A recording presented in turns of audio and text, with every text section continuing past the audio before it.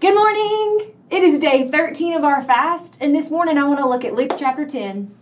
Luke chapter 10 recounts Jesus appointing 72 people to be sent in pairs to share his good news. These pairs were sent to visit every town and place where he was about to go. In verse 2, Jesus tells them, "The harvest is plentiful, but the laborers are few."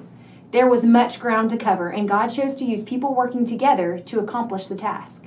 This account confirms the notion that individuals and families living in community with one another existed long before Lucy and Ethel made their television debut in the popular sitcom I Love Lucy. The depiction of families living and working together through life's unforeseen circumstances was displayed seamlessly through day-to-day responsibilities of the Ricardos and the Mertzes. While their experiences were always humorous, the twists in the storylines of each episode were relatable. These two families relied on one another for everything from a cup of sugar to unwavering support in the face of great difficulties. People need each other because we were created for community. God's desire for Christ's followers to serve him together has not changed. Jesus' plan in sending two individuals into each area, as told in Luke chapter 10, was twofold: safety and skill. There is safety in numbers. Jesus sent only 2 people in each group in order to best facilitate his gospel being shared with the most people. Each pair was comprised of people with differing skill sets, talents, and abilities.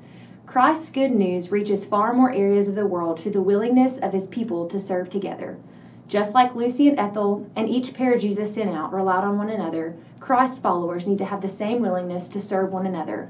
Your circle of influence is full of hurting individuals, people in need, and life circumstances worthy of celebration. Living as a community on missions is far more than giving the occasional cup of sugar to a neighbor. A community on mission lives together, determined to point others to Christ and his goodness. The harvest is plentiful, and there is still much ground to cover for the sake of kingdom advancement. Opportunities to make a difference for the cause of Christ exist in your neighborhood and around the world. Your willingness to fulfill your calling to proclaim Christ, both individually and within community, will vastly alter the course of the lives of many you share God's love with.